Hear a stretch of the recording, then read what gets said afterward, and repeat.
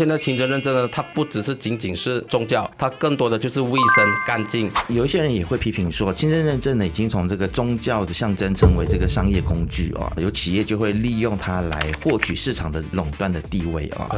我个人觉得没有对与错了，就比如说今天我们在超市，我们看到这个饮料产品，如果它一个是有清真认证，一个是没有清真认证，在穆斯林他们的角度，自然他们就会拿这个有清真认证的这个产品。基本上在所有的国家都有自己的一个标准，可是他们多数都是属于在饮食业比较多。在马来西亚，它有好多个板块，不只是有食品，他们还有美容产品、医疗、冷冻房、物流。那我们马来西亚的宗教局最新的数据呢，它在全世界49个国家，一共有了88个认证机构，也就是说，在这个49个国家，它肯定是认可我们马来西亚。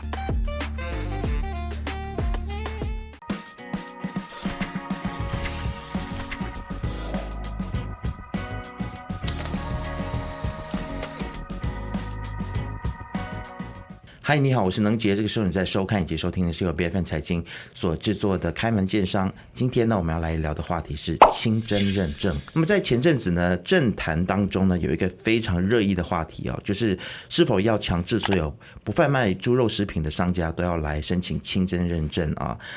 让整个清真认证的话题呢，再一次又被炒了起来，受到了大家的关注。对于清真认证的看法呢，似乎有很多人都有不同的看法，有些人支持，有些人反对啊。但是我们是否真的了解什么是清真认证呢？那其实我们生活在马来西亚，我们跟我们很多的穆斯林同胞一起生活在一起，我相信很多人都已经意识到说，全球穆斯林的人数是越来越多的。那么也有数据显示说呢，预计到了2050年的时候呢，穆斯林的人数将会占全球人口的1/3哦，这是一个不容小觑的市场。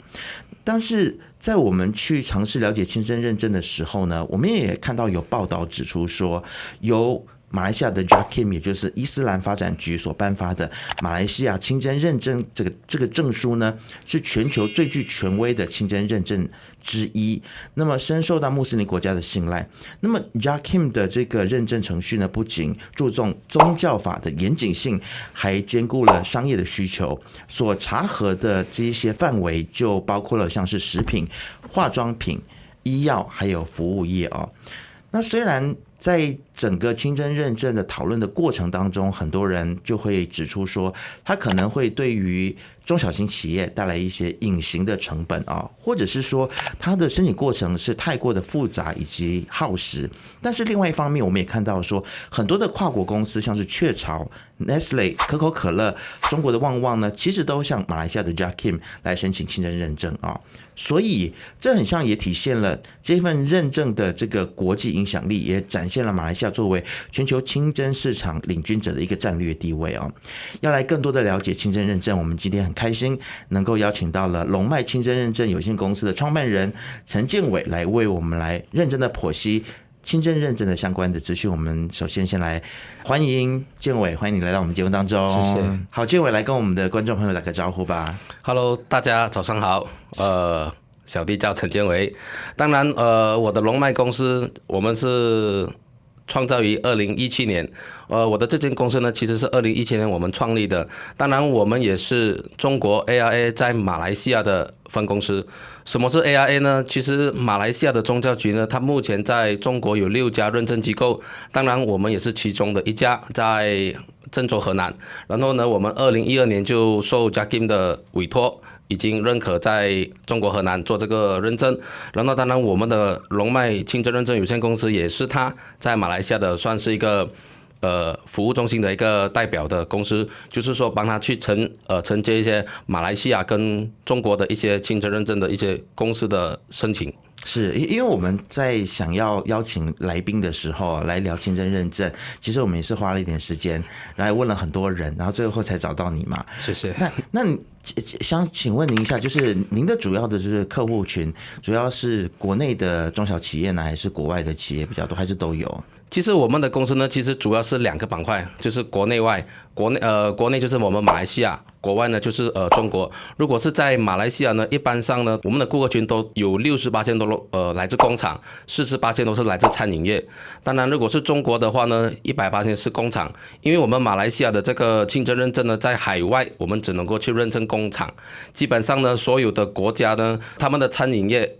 只能够给当地的宗教局去审核。至于我们呢，清真认证，我们的 JAKIM 呢，我们去到海外，我们基本上只能够认证他们的工厂，就是说他们的产品做出口。了解。那在前阵子我们看到这个新闻啊，特别是在政坛上面的很多这种讨论，那个时候你看到这个新闻的时候，你会不会有一些自己的想法呢？因为其实很多人对于清真认证有一些先入为主的一些看法嘛，认为说它可能会产生很多的隐形成本给中小型企业，负担太大，或者是它的这个申请的时间会很冗长，这是真的吗？前阵子我也看了那个新闻，是，然后呢，我自己也是认为，可能以前在所有的企业家，他们认为清真认证很麻烦，可是我看了近些年有好多海外的企业，甚至好多游客，他们都来到马来西亚的话呢，我相信有好多华人的企业家，就是非穆斯林，他们都想去分这一块蛋糕。当然呢，成本方面呢，其实基本上只要控制得好，然后我觉得这个不是一个很大的问题。是因为我其实也在王建民的这个 podcast 里面有看到他有提到说，过去或许在申请清真认证的时候呢，是需要比较旷日费时一些，但是现在很像这个他们的整个的作业的效率是越来越快了，这是王建民他在节目当中的说法。你自己有这个感受吗？就是整个效率还有申请的时间其实是跟过去比较是更有效率的。是的。过去呢，以前呢，坦白说就比较传统。近些年来呢，就是说我们的马来西亚的宗教局 JAKIM 呢，他们为了去方便跟更快的去解决这个问题呢，他们有一个系统叫做 e-Halal， 就是说所有的商家能够通过这个 e-Halal 去申请，就不用说可能你们要走去每个州属的宗教局去申请，而是你们可以通过网上 e-Halal 去申请，然后通过那个网站的 e-Halal， 你们也能够知道是谁哪个官员负责你们的这个审核，所以我觉得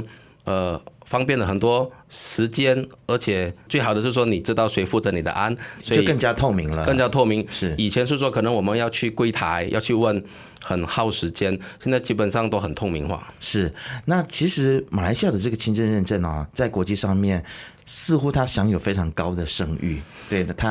这其实是为什么呢？为什么马来西亚的这个清真认证会被这么受到国际的认可呢？其实是因为马来西亚的 JAKIM 呢，他们在设定这些审核的标准，他们有一定的标准。就比如说，好像第二呢，我们马来西亚您也知道是多元种族的国家，在一个多元种族的国家要设定这个清真的标准，坦白说是不容易。况且我们马来西亚的这个 JAKIM， 它一直很努力的在推广，所以呢，就比如说可能你像印尼有等3个多亿的人口，但是他们有85%到98%是穆斯林，所以呢，如果是比较相对跟马来西亚呢，马来西亚是一个多元种族的国家，可是它又能控制得到这么好，所以呢，在国际上我们马来西亚就有一定的那个知名度。是，好，那其实我们在马来西亚我们在国际上有知名度哦。那跟我相信其他国家肯定也有他们自己的清真认证的标准啊。我们的清真认证 JAKIM 的标准有没有哪一些独特之处呢 ？OK， 基本上在所有的国家都有自己的一个标准，可是他们多数都是属于在餐饮业、F&B、饮食业比较多，可是马来西亚呢，它都有10个板块。在马来西亚呢，他们不只是有食品，他们还有美容产品，还有医疗，现在还有那些 cold room 冷冻房，还有物流。所以呢，在马来西亚它有好多个板块，所以呢，这个就是我们马来西亚跟其他的国家的不同。然后呢，我们马来西亚的宗教局JAKIM 呢，它最新的数据呢，它在全世界49个国家，一共有了88个认证机构，也就是说，在这个49个国家，它肯定是认可我们马来西亚。是，那其实这个清真认证的这个规定呢，有提到说关于这个屠宰啊，或者是特定的宗教程序呢，必须要有穆斯林的员工来完成啊。那其他的环节的生产工序呢，就没有强制要求穆斯林员工参与。那你认为说这样子的一个规定是否足够灵活？尤其是对于餐饮还有护肤业等等需要大量的这个劳动力的这个行业，在这个部分的话，你觉得是不是有一些挑战？我先说马来西亚，在马来西亚呢，其实在不管是餐饮业或者是工厂，只要有接触到食品或者是食物的，都必须要穆斯林。可是可能一开始会有一些挑战，因为就很像可能华人企业他们在聘请员工的时候多数会面临这一个问题。可是我们马来西亚这几年都有进了好多那些外籍劳工嘛，所以呢，这些外籍劳工的原因呢，总之是说他们的宗教是穆斯林就可以了，可能他们是孟加拉人啊，还是哪里都可以。就是说可能这样子的话就会会有比较申诉性一点，就比较更具灵活性跟弹性一些啊。你刚才有提到说，现在的整个申请的过程当中，其实已经是更加的透明啊，包括到底是背后的承办人员是哪一位，还有伊哈拉等等啊，这一些都是更加的让这个中小型企业他们在申请的时候会更加的快速一些。但是你在目前为止还没有听到什么样子的抱怨啊？大家会说，哎，还有哪一些的部分呢，还是比较复杂一些？那你没有什么人建议说，哎，要如何来优化这些程序呢？基本上呢，一般上的餐饮业或者是工厂，主要的都是两个问题了。第一就是员工，第二个就是原料。所有的那个工厂，他们的原料必须符合清真的条件，才能够去申请。所以这个可能就是在工厂或者是餐饮业，他们的原料 ingredient 必须要有清真认证，就可能会有一些挑战。你自己怎么观察？就是现在，因为像我在访问 Meet Me 的老板的时候 ，Clement，他是提到说要用一个比较开放的心态去来面对清真认证的申请啊，因为他在申请的过程当中，他发现说，原来对于食品的这个整洁啊，还有严谨度啊，其实清真认证是要求蛮高的。那你自己觉得呢？现在在马来西亚的中小型企业，大家对于清真认证的这个接受度，是不是都像 Clement 这么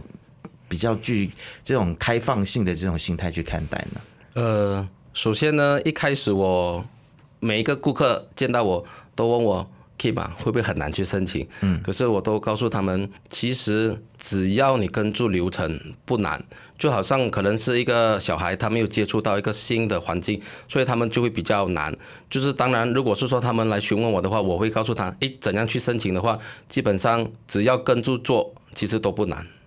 有没有哪一些大家比较容易犯的错误，或者是你觉得要在这边特别提醒，就是如果有企业，不管是中小型企业也好，或者是上市公司，如果要来申请清真认证之前，要做好什么样子的准备，或在过程当中有哪些事情要特别注意的呢？遇到的几个案例，我跟大家分享一下。年头的时候，有一个工厂，他们要申请清真认证，然后他就租了工厂，他就来找我，我就帮他去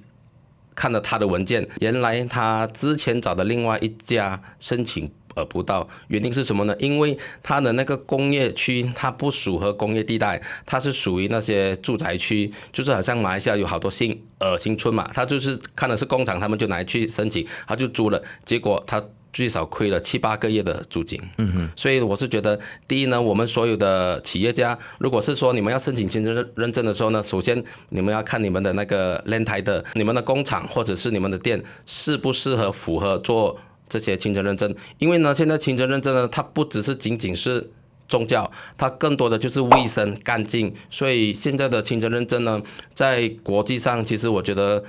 它更高了一层，就是说我们马来西亚的都是注重在卫生干净，所以这两个它都会很注重在这两个问题。是，然后我发现说，其实有很多的中国或者是台湾的企业，他们要进军这个穆斯林市场他们都会来申请清真认证。然后我也听过有一个说法，就是说，很像很多的这种海外的像台资企业或者是中资企业，反而在清真认证这件事情上面还更加的重视，然后很多都在排着队在申请，是真的是这样子吗？今天我想问你一下，如果您是穆斯林，然后今天你如果是去到超市还是什么的话呢，你们是买那个产品，当然你们首先你们一定会去看产品是不是有清真认证的标志，而不是去看这间公司是否是华人的还是穆斯林还是印度人的，所以呢，基本上呢，如果是说外国的企业家，他们要把他们的产品推向国际化，首先他们一定会做清真认证，因为所有的顾客，不管是穆斯林或者是非穆斯林，他们一定会看到那个产品后面是不是有清真认证。所以其实马来西亚的这个 JAKIM 的清真认证啊，它现在的能够通行的市场，其实到底有多少呢？这个您是否有掌握或者是了解，跟我们分享一下？给你一个案例啦，就可能就比较清楚，就很像上次您说的雀巢。雀巢呢其实是美国牌子，当然它可以在美国申请清真认证，可是它就来了马来西亚设立工厂，它就拿到马来西亚的清真认证，然后再从马来西亚去出口去全世界。这个就是其中一个案例，就是说有好多外国的企业家，他们会利用马来西亚的这个资源去涵盖到全世界那些穆斯林的国家。现在穆斯林的成员国有57个，马来西亚是其中一个，算是他们的成员之一，所以穆斯林国有57个，所以呢，当然它的市场是有一定的影响力。是，那其实大家可能会有一个迷思，就是认为说啊，如果我的产品要去销往这个穆斯林为主的国家的话呢，才要来申请清真认证。但是不是其实我们思考可以更加的开放一些？就是说，即便你的产品不是去这个外销到穆斯林主要的国家，但是只要这个国家有穆斯林或者是说有可能你想要 target 的这个群众，他有一部分是穆斯林，你就可以思考说去申请清真认证。其实我有好多时候我都问我的工厂，其实他问我需不需要穆斯林才能够进口来马来西亚卖。其实第一我都会跟他们说，其实第一你们要先考量你们的顾客群是谁，比如说今天你是顾客在华人市场，所以你们就不需要。所以当然进口出口在卫生部不一定你们要有清真认证才能够进口，你们是非清真也是能够的。当然另外一个就是说，比如说在泰国大概只有2到3%的穆斯林，可是你去曼谷的那个超市，你会看到有好多产品都有这个清真认证，不管是泰国的、澳洲的、中国的都好，因为那边的游客区好多。就是说可能以这样子的方式你就比较明白。是，那么其实申请清真认证的这个费用大概要多少呢？其实以马来西亚的这个宗教局的它的那个费用其实是很便宜的，200、500、700，2年，就是说那一张文凭。当然，我们中间呢，我们会帮你们去培训，就比如说很像一个小白，他要申请这个清真认证，你如果是说你没有上任何的课程，我们要教育你的话呢，基本上呢，就算是我们帮你去拿到的话呢，你后续你去处理这些问题的话，你也不知道，所以你肯定会出问题。所以呢，通常可能我们就会帮企业做一个内部培训，给他知道什么是清真认证，然后他们怎样子去管理，怎样子去收文件，怎样子注意那些原料啊，他们就是说整个工厂的那个它的流程需要怎样子去排放，这些我们都会去提供给他们。你刚才说的200、500跟700啊，就你刚才有提到3个不同的价位，其实它之间的区别是什么？其实它这个200、500跟700呢，它是依据它的生意的规模、人数的大小、营业额来算的。就比如说，可能有一些可能刚开始的一些 micro， 就是那种微型的，可能他们就属于是200，可能就有一些他们是属于中小型企业，他们就500。就比如说像我们刚才说的 Nestle， 还是那种Pepsi， 他们是属于大型的啊，他们的那个认证的那个文凭费就会比较高。OK， 那除了700之外，还有没有再更高的？没有啦，最高就是1年700，所以它2年是所以上限是1年700。对。所以我们听到大家说，哇，这个会对于这个企业来说带来非常沉重的这个负担跟成本，似乎很像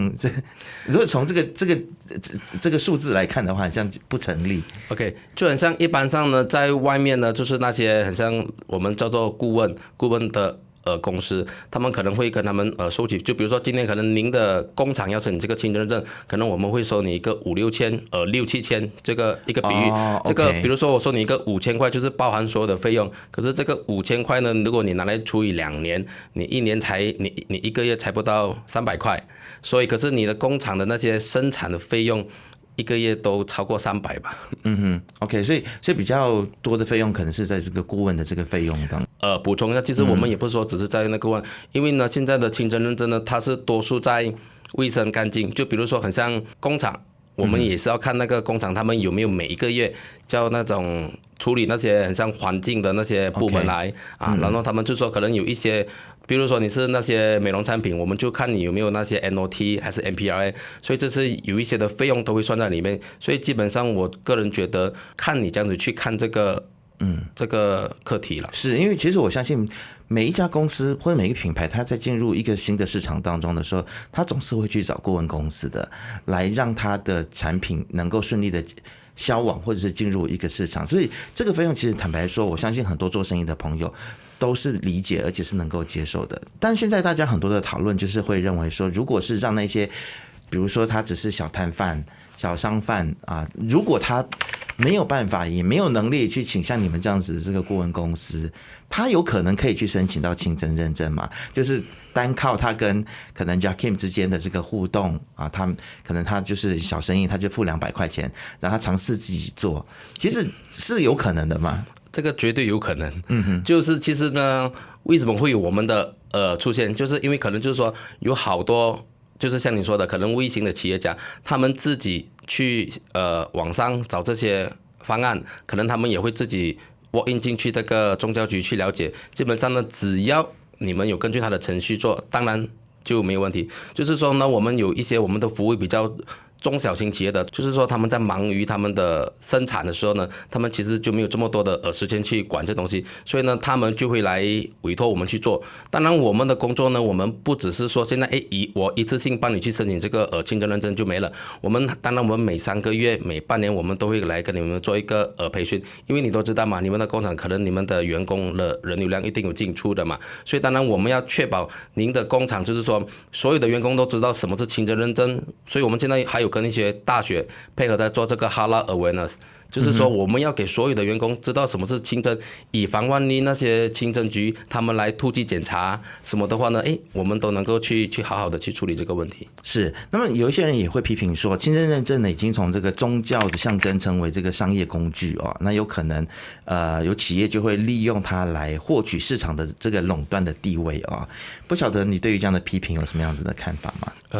我个人觉得没有对与错了。现在呢，其实所有的宗教都已经开始转换去商业，就比如说今天我们在超市，比如说我们看到这个饮料产品，如果它一个是有清真认证，一个是没有清真认证，在穆斯林他们的角度自然他们就会拿这个有清真认证的这个产品，因为他们也担心没有清真认证的，因为他们第一他们是担心这个产品是不是属于清真认证。第二呢，因为我刚才说的这个清真认证呢，它都是注重于在卫生干净，所以呢有好多的一些人民他们都会觉得现在这个清真认证他们都是注重在安全嘛，所以他们都会去使用。是，那么其实你认为说这个非穆斯林的企业呢，通过获取清真认证打入这个穆斯林市场的做法，会不会有人批评说这个会有文化挪用的这种嫌疑或者是商业道德上面的争议呢？我觉得现在2024年今年我是觉得现在的媒体科技都好发达，所有人要拿到这个信息都非常的容易，我觉得这个都是很开明的社会，我觉得都不是问题了。是，我们来聊一下就是这个清真认证未来的发展跟趋势你觉得接下来这个清真认证它会有一个怎么样子的发展？我们马来西亚会有越来越多的企业去愿意去申请吗？那它会不会拓展到更多的行业呢？你自己的观察是什么？第一呢，我们上个月有跟 Alliance Bank Islamic Banking 合作，他们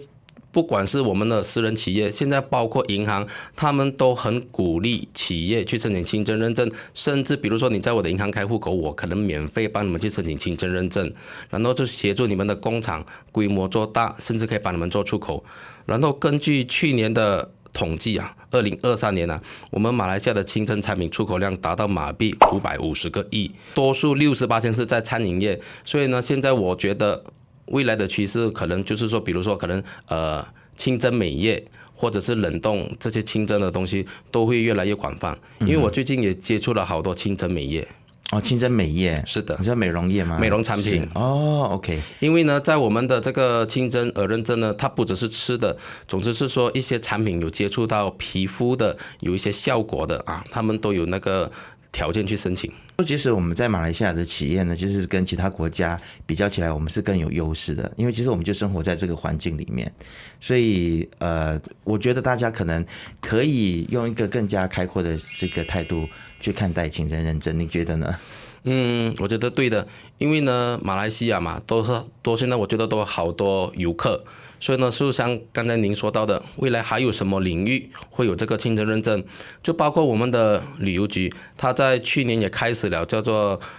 Islamic Tourism Center， 就是说它会有在一些特定的场所去申请那个清真认证，就是说，比如说可能今天我们在机场的休息室。或者是一些美容院，他们都能够去申请这个清真认证。好，那今天就非常谢谢来自龙脉清真认证有限公司的创办人陈建伟，谢谢建伟今天来到我们的节目当中，我们分享了这么多。不晓得大家在看了以及听了今天的节目之后呢，又有什么样子的想法呢？欢迎大家都可以在下面留言告诉我们，一定要记得要订阅、按赞以及开启小铃铛，就可以看到所有财经最新的影片。我们下次见。